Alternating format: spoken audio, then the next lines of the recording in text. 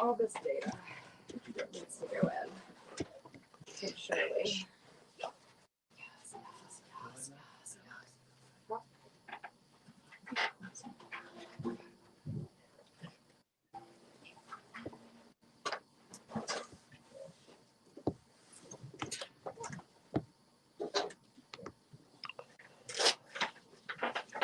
Okay, we're gonna get started. Thank you all for joining us again. I am Terrell McKinney. I'm running for state legislature in District 11, and this is People Power Hour. Tonight we got a special guest, entrepreneur Candice Price. How you doing, Candice? I'm okay. How's it going, Terrell? It's going good. Trying to stay cool. This weather's changing on us. How's your day been? It's been okay. I wish it was still warm out, but other than that, it's been good. Busy day. Right. I know I put this hoodie on. And I was like, dang, it's not about summer no. I'm used to just walking out the house in a t-shirt, so I don't like it. But I tried that before we get started, for our conversation, can you let the viewers know who you are and what you do? Sure. My name is Candice Price. I live here in Omaha, Nebraska. I'm not from here. Born in Texas, raised in South Florida. So Pompano Beach is home for me. Went to school at the University of Oklahoma. And I own a couple businesses here in Omaha, Nebraska. Home Team Auto Sales, which is a car dealership here, and Sapphire Grill. Both of those are co-owned with Ron Devers. And then also Collection Clothing, which is with Miranda Adams, who's a stylist here in Omaha. Okay. So what brought you to Omaha? The railroad. I started out working for the railroad. I was a manager with them, and they first moved me to Houston, and then they moved me here after that. So I've been here for 11 years. Okay. I brought you on today so we could talk small business and entrepreneurship. A piece of my platform of running is economic equity and opportunity, because I think in order to change the dynamics of our community and to really take our district forward, we have to definitely start addressing small business and entrepreneurship and finding creative ways to empower small businesses and entrepreneurs in the community. Because without that, I don't see us being sustainable as a community and not being the North Omaha that I know we can be. So for you, what made you want to become an entrepreneur coming from corporate America? So coming from corporate America, I always, have had that in me. I've always been someone to, hustle, do things on the side, make extra money. I'm a member of Delta Sigma Theta Sorority Incorporated. My line name when I crossed Delta is True Hustler. So even while in college and everything else, I always had other things going on the side that I worked on. So it wasn't a big shift for me or for my life. It was something I was gearing up towards anyway after corporate America. So always something that's been big. What are some obstacles you faced in the beginning that you weren't prepared for? Not knowing what to do, not being prepared for special use permits, not knowing what that meant, not knowing how to face up against city council for, our very first time, not knowing what it was to need to hire an architect to come out and get planning for the site just in order to pass what the planning board needed, just to get through city council, just to get to the state, just to try to get a license. And you have to go through all of that before you can even do one day of business. And that's a lot of time, money, and effort. And so, we almost were shut down before we ever got started. And I've heard that a lot of small businesses and entrepreneurs say like, dang, I didn't know about all the red tape behind the scenes that you have to go through.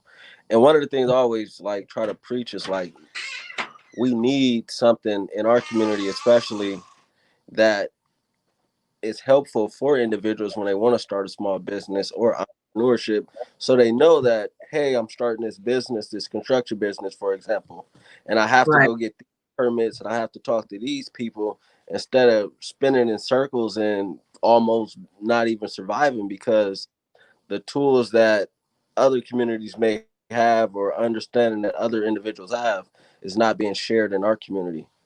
That's the key. You said the word, it's not being shared. So it's not that it's not there or available. It's that we don't know about it. And so there are a lot of resources for small businesses and people getting started in small business. But if you don't know about it, it does you absolutely no good.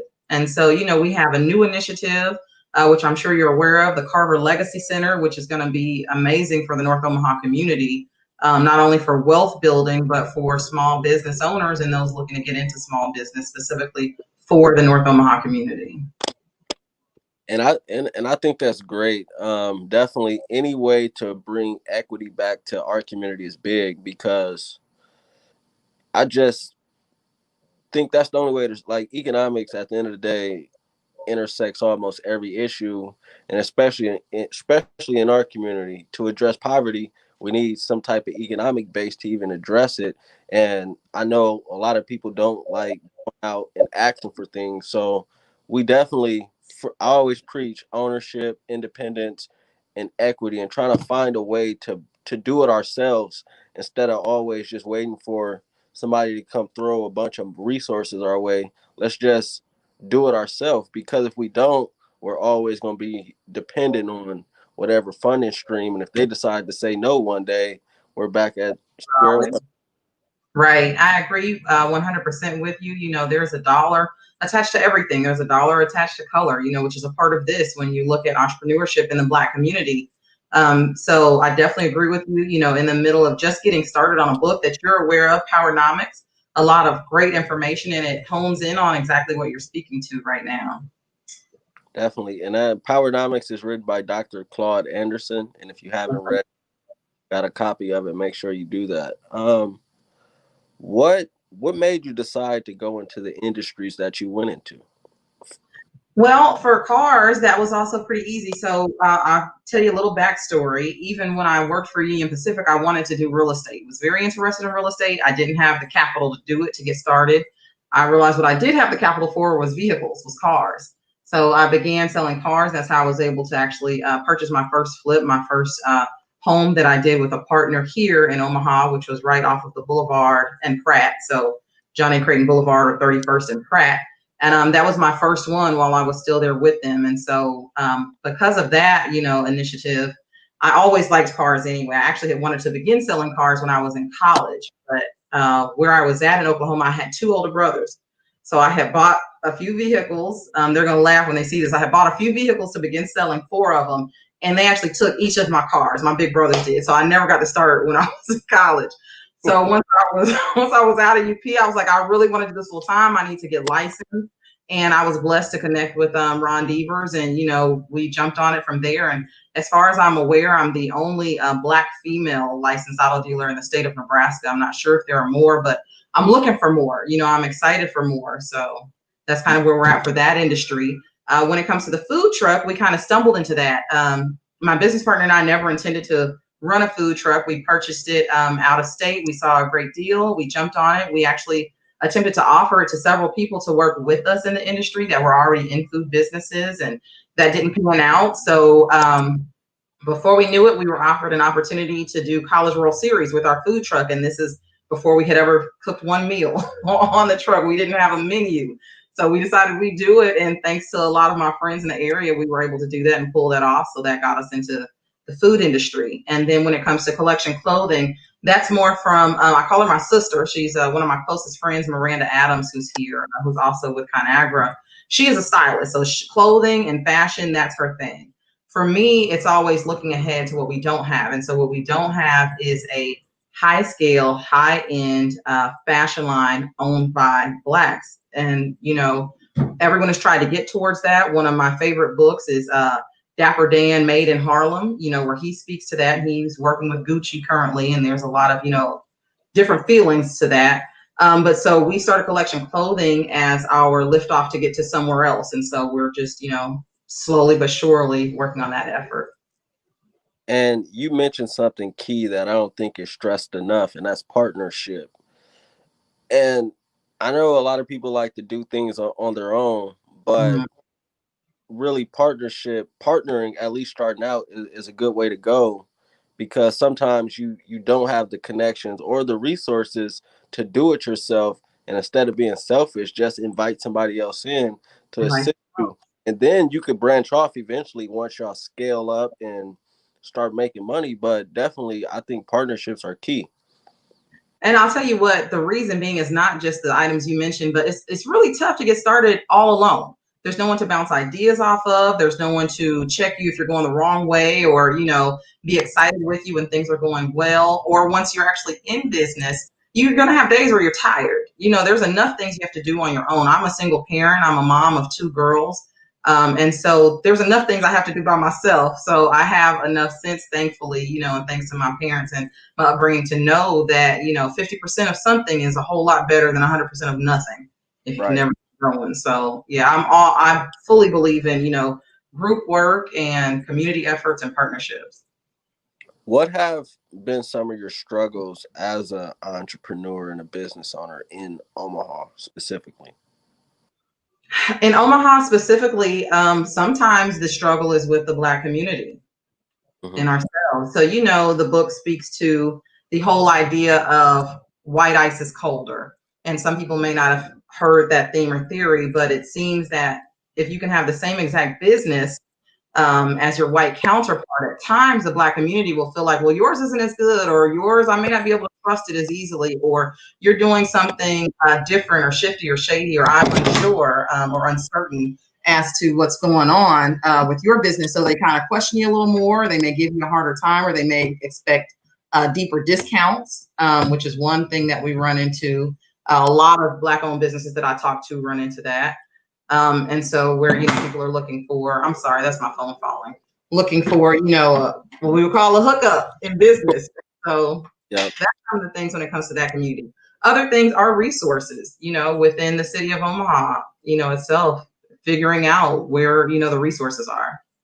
Okay. And I agree with you. I think our individuals from our community sometimes give McDonald's a million chances, but let you mess up that one time and it's blasted on social media. Candice gave me a horrible service, but how many times have you been to McDonald's and they didn't get your order right, but you still go back? That's right. And I think we're sometimes overly critical of our own and not understanding that just because I started my business today don't mean I'm operating like a business that's been in business for 10 years. It's gonna take some time. And we gotta learn, and we don't always have the same resources and background that some of our counterparts do. Some families have been raised in business all their lives and they've been given a business. Well, it should be running properly. They already have management and infrastructure in place. They already know their numbers. Whereas for us, we may be first generation trying this, and that's literally what we're doing, is trying to get there. Also, along with that, a lot of times Black families and communities are supporting so many others along with it, that they may be out doing other things to make sure ends are meeting while they're still running their business or making payroll. They may be making payroll and not paying themselves. So there's a lot more to it that hopefully people will start giving, credit for and recognizing, as they continue to do Black business and, circulate the Black dollar. And one thing that I always try to say, like if I'm going to start a business, especially in North Omaha, my number one priority is going to be customer service, because that's what you always hear. They talk to you wrong on the phone. They got bad service, or it always goes back to service. Even if we mess up, I think if we have better customer service, then people are more apt to come back and say, okay, they might have messed up my order, but the lady was sweet. She didn't talk to me. And that goes back to just education and business etiquette that I think sometimes our businesses lack. Not because people don't want to seek the education or don't want to give a proper customer service. It's just sometimes there's so much going on, and like you said, you're dealing with you're juggling a lot of things at times. So, could you speak to the importance of customer service? Sure, definitely. And I think it definitely goes both ways, when it comes to, how you speak with people, how you communicate with them. And that's whether you're on the customer end, and definitely when you're on the business end. Right. It's always important to treat people with respect. And that doesn't matter if they're coming in to buy, your least expensive item or several of your most expensive item. I think everyone deserves, respect and courtesy and kindness, and that's what it comes to with customer service. You kind of need to look at it as if the shoe were on the other foot, whatever this person is speaking with you about, how would you take it? How would you feel? How would you be dealing with it? And it makes it easier to relate, communicate a little bit better when it comes to just service in general. Definitely.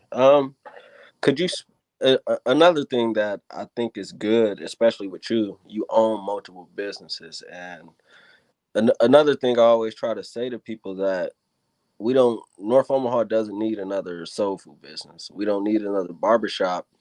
We need to diversify our business ecosystem, because if we're able to service ourselves in different industries, our economic ecosystem will be a lot better off. Why did you decide to not just throw your eggs in one basket into one business? Why diversify? Well, I'm gonna say a couple things to that because I agree and I disagree. So I don't want anyone to watch this live and feel like, well, my idea was to open another barbershop or a beauty salon, or a restaurant, and now I shouldn't do that. There's enough. It doesn't matter. You see McDonald's, Burger King, Walgreens, CVS. You can do it. You should still do it, whatever your passion is. For me, diversifying is because my interests lie a few places. I already have plans, several years out for our next steps and our next ventures. So for me, I just think that's important for wealth building and growth. And you need to make yourself. I no longer necessarily think there's anything such as recession proof. I think COVID-19 kind of taught us that.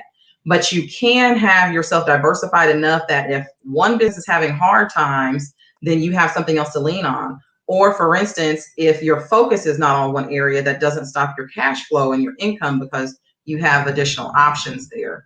And so that's, just kind of me. I have a lot of different interests, and passions, and growing wealth, establishing wealth, building a legacy. That's the main part of it. And I agree. That wasn't to discourage people from opening up a business in those areas. I just think if you're going to, you have to definitely focus on your branding and making sure you're differentiating yourself from the others. So Now, that's that, true. that Very. well. So the car business, what has been like, what was the response initially and what is it now? Like when you first hopped into the car business and you're like, hey, I'm Candice, I'm selling cars, come get one. How did that work? Well, car business is fun. It's a lot of fun. You're always, dealing with different people. It's still a male dominated industry. There are other women owned car dealerships in the state of Nebraska. So when we go to meetings that the Mhm. state has, I get to see others. It's still interesting though, because we're typically going to be one, if not the only Black dealerships to, walk in the door. But when it comes to me dealing with mechanics, body shops, part places, and things like that, you notice when you walk in because you're going to be the only one. You're going to be the only one that they will probably see or may see, kind of period.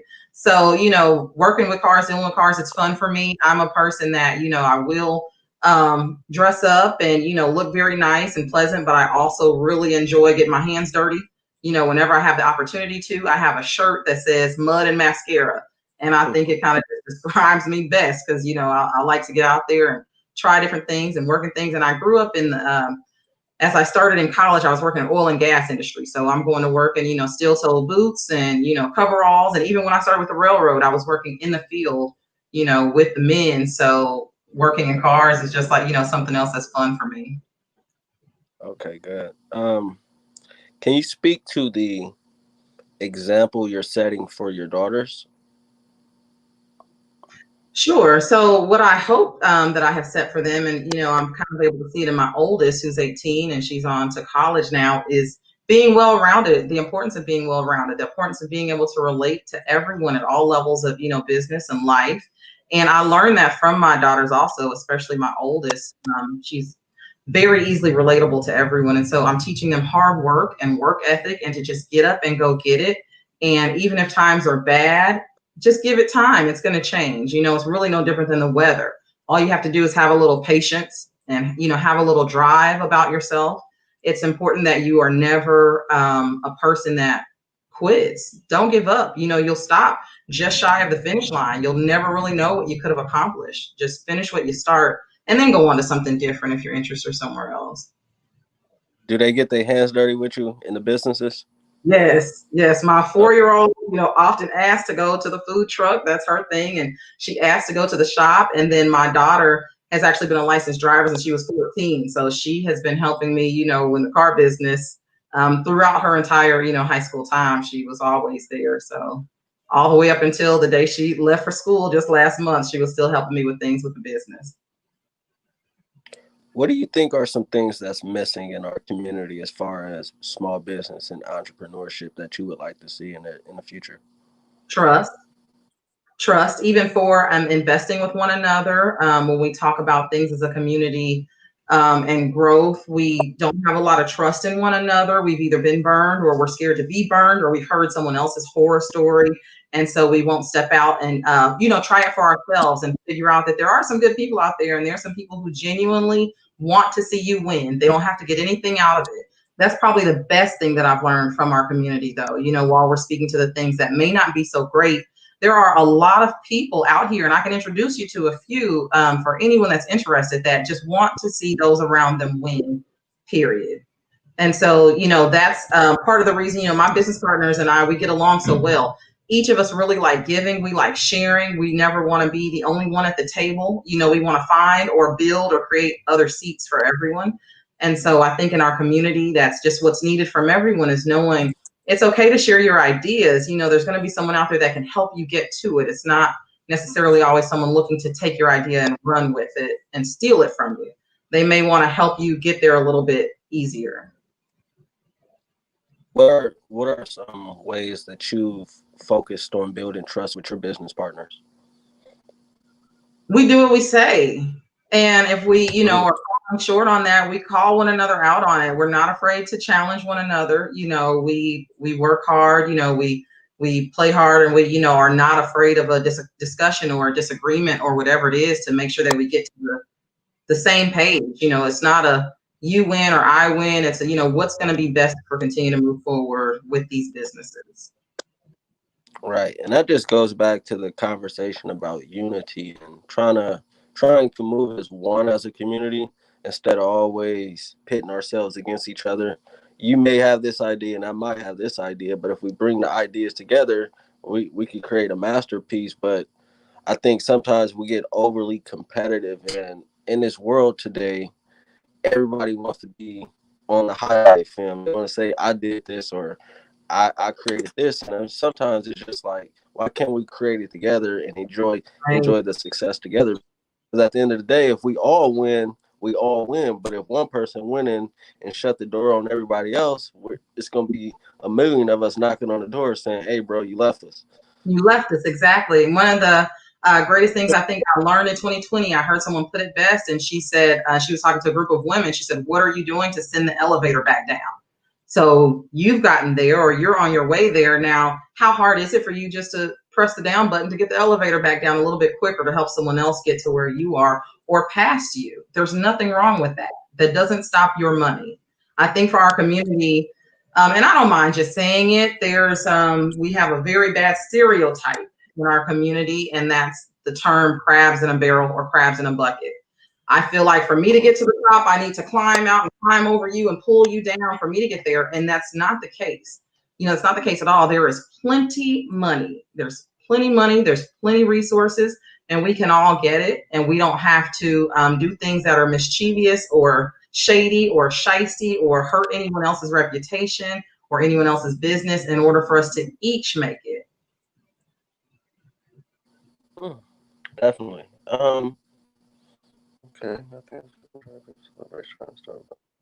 I was just reading some questions. But what was a question on? And you're kind of freezing up on me, so if I'm not responding, it's because I don't know what you're saying. Sorry. Sorry. Are you here? Yep, I'm here. Okay. My bad. The Wi-Fi is messing up. What do you think are some creative ways that us as a community can start, doing creative ways to build more partnerships and connections within each other? Because it's a lot of... Oh, I'm sorry. Oh, because it's a lot of people that I see every day on social media that's starting a business. I see a new person almost every day starting an LLC or trying to get into business, but there isn't a central hub for business owners or new business owners to get together and share ideas and share connections. So there actually are.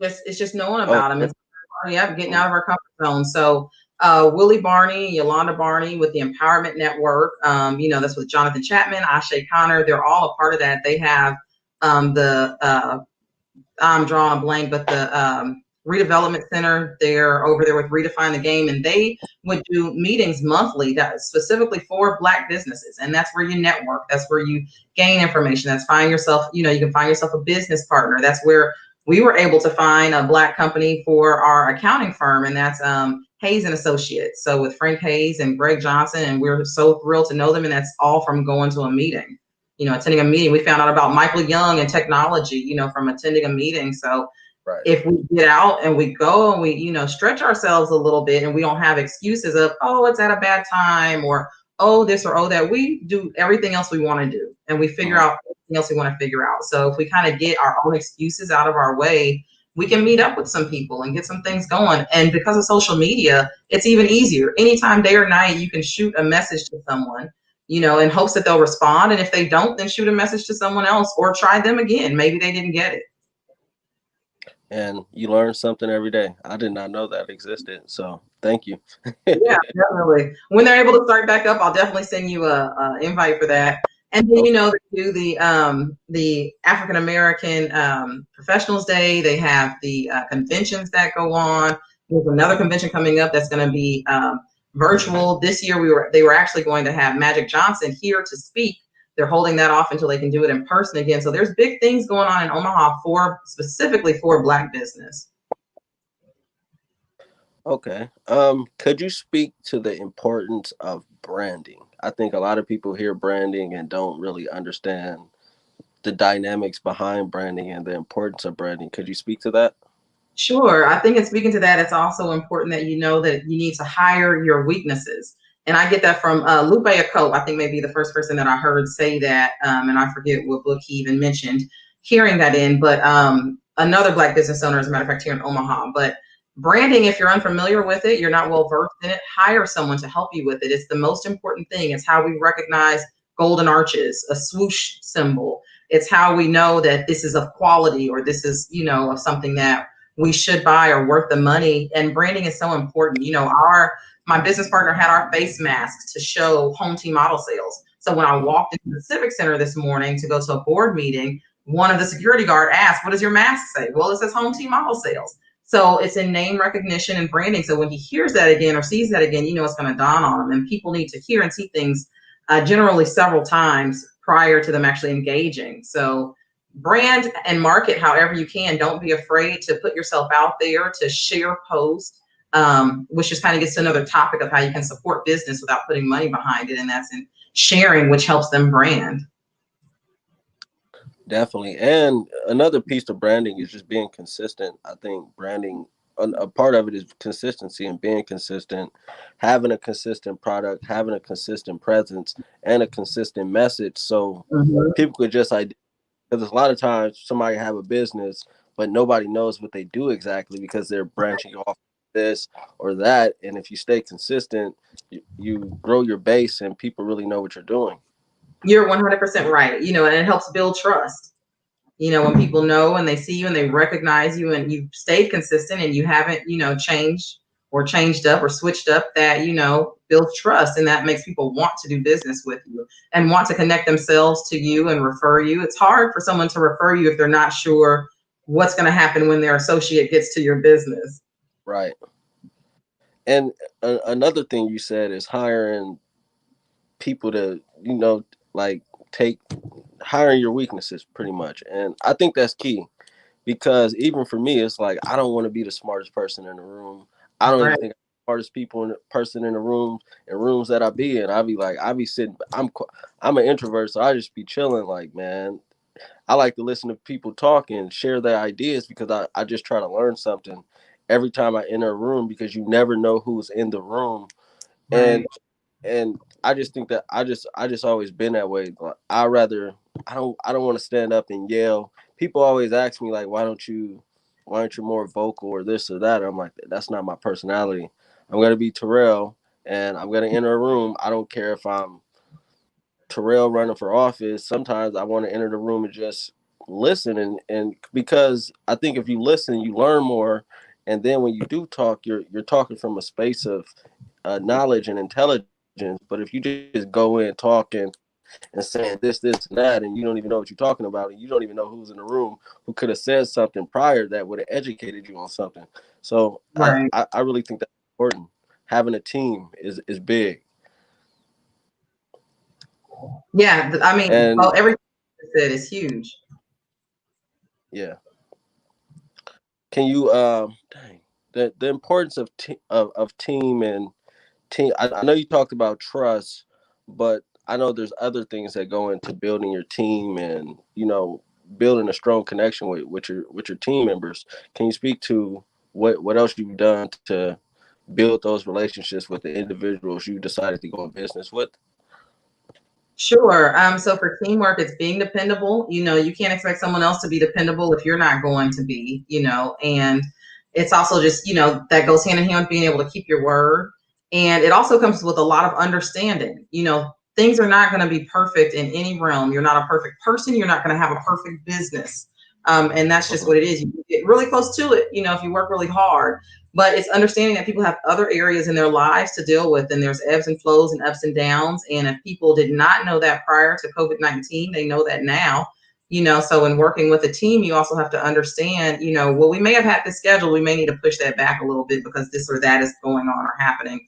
And so it's just, you know, being able to work together and also being able to add others to the team, you know, as it's time to grow and expand. And, you know, for one of my businesses, you know, we're at that point and it's really exciting, and, you know, it's trying to figure it out. And again, it comes to who are the resources in Omaha to help us learn, you know, exactly what we need to do in that area, because one area where we're sorely lacking in the Black community all over, not just North Omaha, but also North Omaha, is in having Black businesses that employ.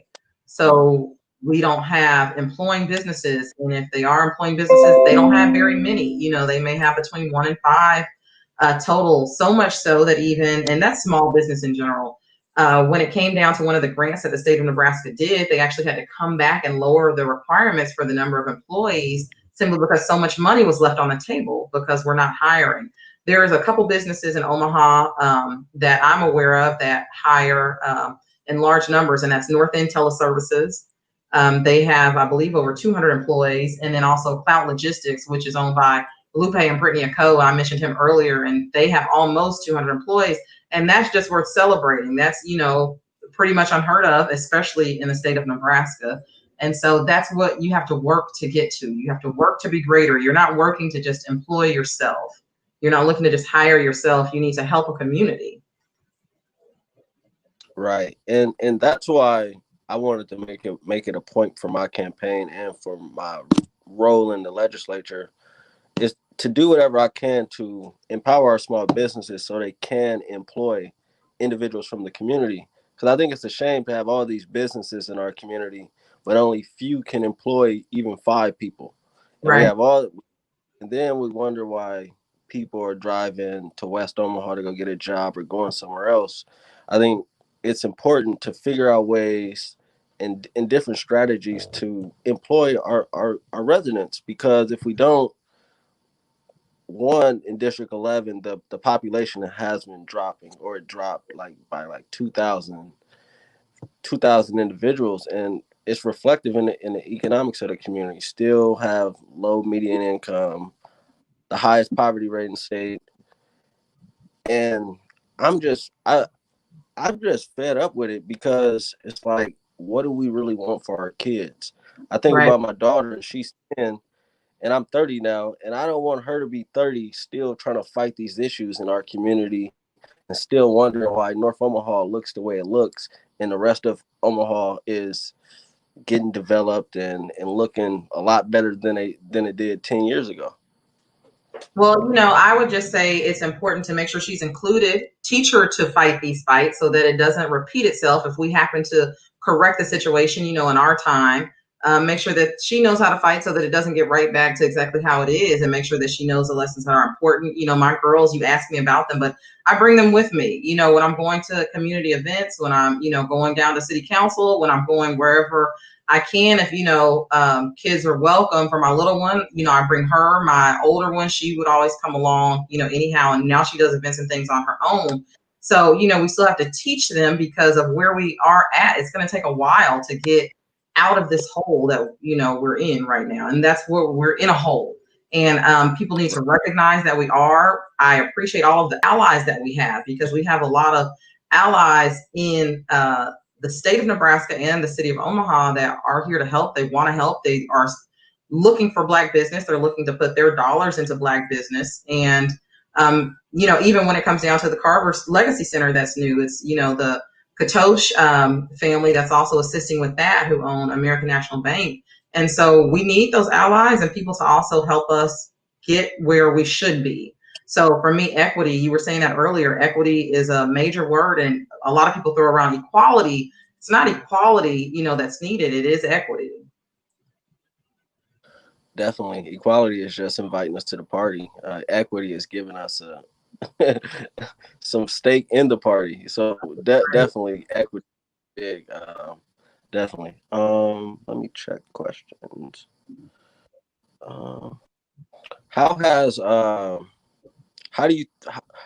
COVID affected your businesses, and what do you think will be post COVID? How do you think business in our community will be? Well, people will hopefully have learned to save.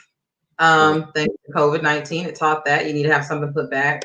Hopefully for business, it taught businesses to have your numbers in order, have your spreadsheets in order, know what they are, have your taxes filed on time. There was a lot of benefits made available to small business that I know that a lot of small Black businesses missed out on because they were asking questions that we may not have immediately had the answers to. Whether we're using the systems and software made available, or if we're not, because there's a cost to it. Sometimes we need to recognize that we need to spend a little more in order to make sure we're protected, to make a little more on the long run. And then, so for my businesses in particular, when it comes to Sapphire Grill, the food truck, it pretty much shut it down. COVID shut it down. Our largest event is College World Series. And then we had several events after that, and they were shut down, canceled due to COVID. And so what we did is we, done a couple of events since then that were in place, but nothing like the numbers that we would have done. And we actually specifically chose to leave the food truck parked. So one was out of safety initially. We didn't know, what was going on in the beginning, how to handle it, what was going to be safe for the community, safe for, those that we employ, safe for our friends and family that help us. So again, that's why you have backups and why you diversify. So we were able to just put more focus and time and energy into the dealership. And so even right now, the food truck is parked. There was an event that was Friday that we were scheduled to do that, we were able to let them know we can't do that because we just have other irons in the fire going on. And so for us, even with the weather, we have the option of being able to say, we can't do that right now, but we'd love to be a part of it in the future. And so, that's how COVID affected that business. When it comes to the car dealership, surprisingly, it's done well. We had our time where it kind of slowed down, but whether it was people getting stimulus checks or people having less to spend their money on because they weren't going out shopping, it was a high volume of cash car sales. And I've heard that just throughout the industry, kind of just like home sales. The housing market has had a boom instead of the opposite effect from COVID. And the car industry has kind of done the exact same thing. That's good. And you were speaking about making sure you had your books. QuickBooks probably could have saved a lot of businesses. QuickBooks would have saved a lot of businesses. And that too is knowing, who's in the community. So BC Clark, who is with NEF, Nebraska Enterprise Fund, and she's with Metro Omaha Women's Business Center, which I sit on the board for that. They offer a program where they teach you QuickBooks, and they offer one program that costs, but they have a discount. They offer another program that's free. Then they offer a third program, which is 1 day. And by attending that, learning QuickBooks, they actually give you a laptop, your company a laptop, and they provide the software to you free of charge. So it's just knowing, what's available to you. That's another gem that you dropped today. Oh man. Going forward, what do you hope to accomplish as an entrepreneur in our community? And not even just our community, just say it again. Sorry. Oh, it's okay. I just said big things, big things. Oh. Do you another thing I think about sometimes is not just thinking about business here in Omaha or just here in North Omaha, thinking from like a global perspective. Because I always think about like, what if like, say I start a business, I would like to connect that to Africa or somewhere in Europe or somewhere in Australia or Asia or somewhere, because I think it's a global world and the internet has brought us all closer to each other. So why not think globally instead of just thinking about Omaha or North Omaha? Right. I, yeah. I'm sorry, the end of what you said Have cut. you considered? Oh, can you hear me now? Yep, I can hear you. Sorry. No Oh, problem. I was just saying, Mhm. thinking outside of Omaha, thinking global from a global perspective, how to expand your business globally instead of just thinking inside of a box, just staying in Omaha or sticking to just catering to North Omaha or Omaha period.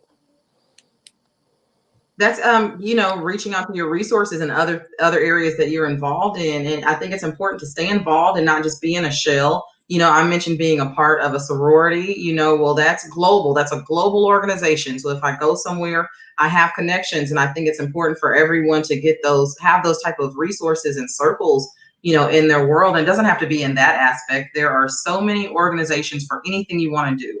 For instance, for us, learning to grow, there is a national convention for buy here, pay here car dealers, and then also NIADA, National Association of Independent Dealers also. So we decided to go to the convention, national convention down in South Florida. And we were one of two dealers there from the entire state of Nebraska. And this is a nationwide convention. But you go and you learn how to scale, you learn how to grow, you learn how you can become, global if that's what you're interested in. You learn how you can do some exporting or some importing if that's, what you're looking at. And so I just think it's about stretching yourself, spending some money in order to make some money. I know that for the Black community, sometimes, we do all we can in the beginning to get what we can for free, but then after that, we almost get fearful to invest in ourselves and invest in our betterment in order to be able to grow. And so just participating, I'm a part of Leadership Omaha this year, which is 43 people, made up of 43 people. It's been going on for, I want to say 43 years in Omaha, and I'm just meeting some amazing people. And so I can reach out to them and say, hey, how are you able to do that? How do you have an establishment also in Texas? Or how are you also shipping things overseas? Or what's making this feasible? You have to be able to ask and learn, because one thing that we see with the Black community, we have all learned how to start an LLC. That's our thing. That's why you see so many people starting businesses now. We've realized and recognized, oh, I have $120. I can start an LLC. And we haven't really learned much else. We don't know anything after that point. How to scale, how to grow. We don't have succession plans. That's why when someone passes away in our community that has run a business that we love, we're all nervous. We don't know what's going to happen with that business. Is it going to get bought out? Will it ever open up again? Because we don't talk about those type of issues. And that's the point that we need to get to as a Black community. Can you start the Candice Price Business School? Let's do it. Let's get it. No, I really think what you just said is what's missing. Like, I agree. Like, just getting an LLC and saying you own a business is just like this much. It's a lot more that needs to be done and learned throughout the process to make sure that you are sustainable and to make sure that you're leaving a legacy, because that's what a business is for other communities. It's like, right. You talk to people, this business been in my family for 50 years since my grandpa came over from wherever, you know what I mean? And I just think we have to be focused more on just looking good today and saying we're the most popular business today, and start thinking long term. Just what are we leaving our community, but most importantly, what are we leaving our families after we're. I 100% agree. And I also just think that it's important too, when you notice and you look around some of the Black businesses in every Black community, they may have been there 30 years, but nothing's really changed down to the paint. Like, we were just not doing some of the things that we should do as business owners to make things look better, to keep things growing, to show that, well, I've been here 30 years and this is what I have to show for it. But it's, on the community too, to reach out, to help, to offer help. It's not always where someone should have to ask. If you can see someone struggling in an area or trying to figure it out, and it's something that you know a little bit about, or someone who knows a little bit about it, just offer the help. For me, when I listen, I always listen to see what people do, kind of what they know, where their passion is. And I do that for a purpose. I do that because I know down the line, and it doesn't matter if it's a month from now or 2 years from now, I'm going to run into someone that says, I really wish I knew someone that. And because I've listened to someone and met someone, I can say, you know what? I know that person. And what I consider myself a connector. I'm never afraid to make a phone call on behalf of someone or for someone, or connect someone through Messenger and hop off or whatever's going on. So, I think that's part of the game too, is giving back where you can give. Definitely. What are some ways that you think, if somebody's watching today, I know you spoke of some resources and some avenues to go to get more business education and to get help for businesses. Could you speak to those again for those who might have came on late? Sure, definitely a list. If you can become a part of Redefine the Game, that's with the Empowerment Network. They'll have another class for that next year. So this one just started. And that it also has a focus on Black faces and white spaces, and how to navigate that. So that's not just for business owners. That's also in part for those in corporate America, not just in part. A large focus is on that also. There's SCORE. All capital letters spelled just like that. SCORE is amazing. They literally partner you up with a mentor, and it's for helping you get started in business, helping you grow business, even getting to the end where you figure out your exit strategy. So SCORE is a great resource. NEF, Nebraska Enterprise Fund. That's with Jim and also BC Clark. Their help is with funding. So financing for, business is always a need. It's always something that you can need help with. And so that's there. You have Nicole Ryan, and she is a resource for, and also Martine Cortage. They're resources for building business credit and the importance of having business credit. So they're right here in our community. Metro Omaha Women's Business Center was another one that was mentioned for help. And then what's coming up next is the Carver Center, Carver Legacy Center. And so the way that works is we're going to be depending on a community in order to help with that. So you can go to any American National Bank, not right now, starting next month. You can make a deposit. You're asking for a Carver account. Those funds are specifically earmarked to go out and help businesses within North Omaha and those within North Omaha. And so that's for homes, and that's also for businesses as well. So those are some of the resources. There's actually many others. Becoming a part of the chamber. We weren't a part of the chamber our first couple of years in business. We looked at it as an expense that just wasn't on the table for us. And we were actually going to look at going through the Bellevue Chamber of Commerce because I participated in some of their events. But there's a REACH program that's with the chamber and Frank Allen. And so he's one that's a good person to know. REACH program, once you go through their program, you actually get a discount for participating and being a member of the Chamber of Commerce.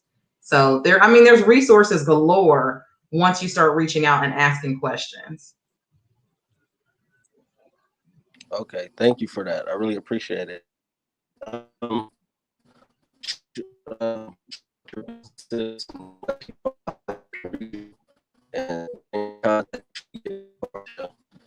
About your clothing line and also your food truck. I'm sorry, I couldn't hear the beginning of that. It cut out. Yep, I'm here. Can you hear me? Oh yeah. I was saying to let the